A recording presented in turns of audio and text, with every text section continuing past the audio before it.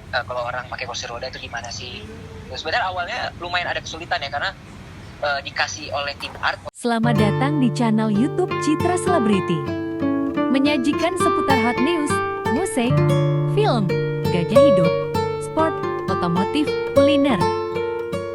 Subscribe ya. Adalah seorang pemuda tampan yang susah berdamai dengan diri sendiri dalam kecelakaan pada awalnya. Nah, itu yang bikin dia mempunyai satu sisi karakter yang mungkin bisa dibilang emosional gitu. Tapi sebenarnya karakter Felix itu hatinya itu penyayang. Hanya covernya aja yang dikemas secara gengsi gitu. Jadi dia terlihat gengsi besar, padahal sebenarnya dia care. Cuma dia tidak mau memperlihatkan keheran itu kepada Suster L atau keluarga di rumah dia.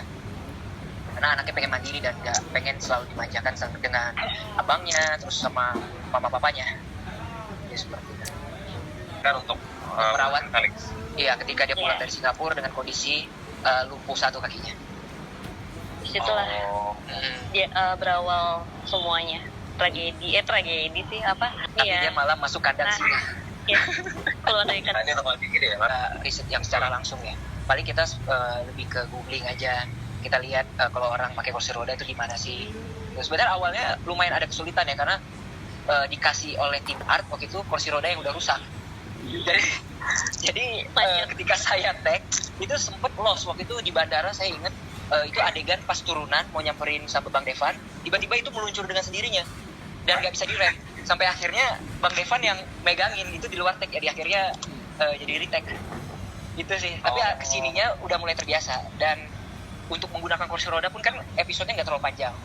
Jadi kedepannya itu udah pakai kru, terus pakai satu tongkat dan akan sembuh. Dulu almarhum kakek saya juga pernah kena stroke, ya kan. Sebelum meninggal dia pernah terkena serangan stroke dan itu sempat menggunakan kursi roda. Tapi waktu itu saya masih kecil kayaknya usianya, jadi kalau untuk ingatan mungkin cuma nyangkut sedikit-sedikit.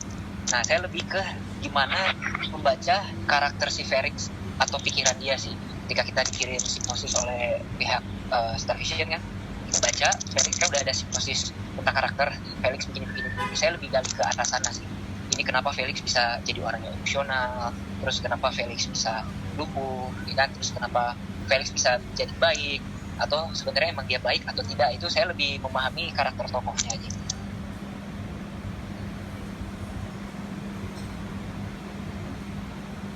Kayaknya waktunya cuma sebentar, mepet. Tapi ketika kita sudah syuting beberapa episode, kita breaknya lumayan lama.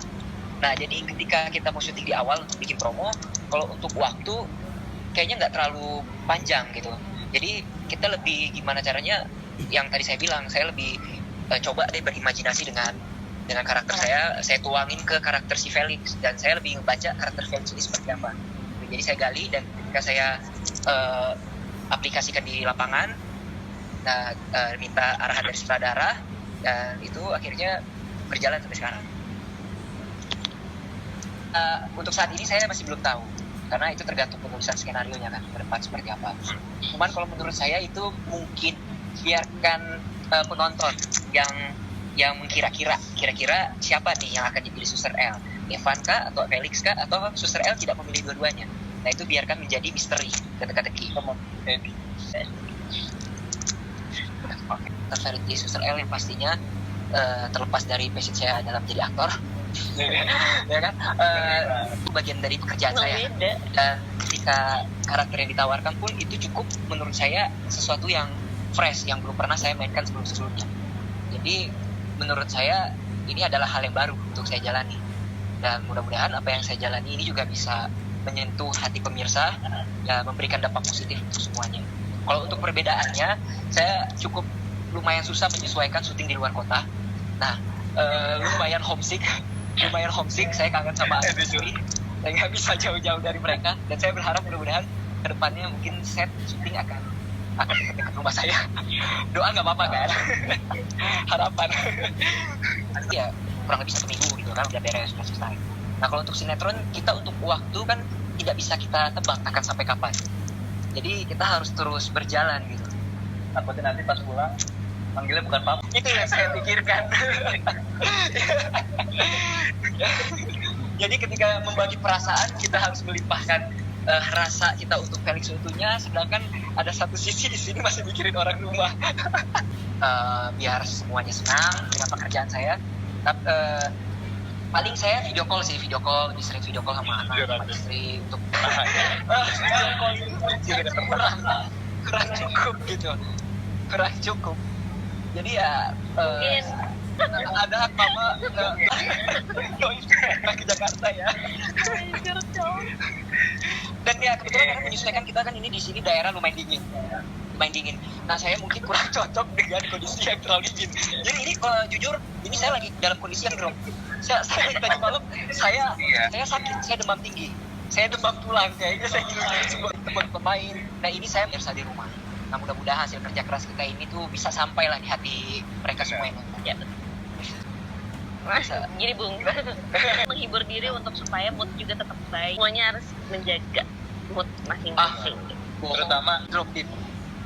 Ya nggak perlu gue curhat kan. Untuk kita semua di sini untuk semangat menjalani suster.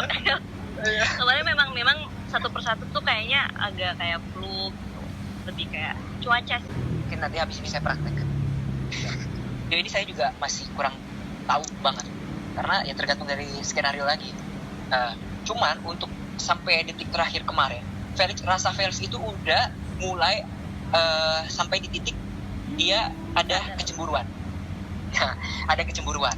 Nah, kalau untuk perjuangan dia akan mendapatkan cinta Suster L seperti apa, kalau untuk saya ditanya sebagai cerita, saya belum tahu karena itu tergantung skenario. Tapi kalau ditanya saya sebagai pribadi, mungkin perjuangannya malah akan lebih dahsyat lagi gitu.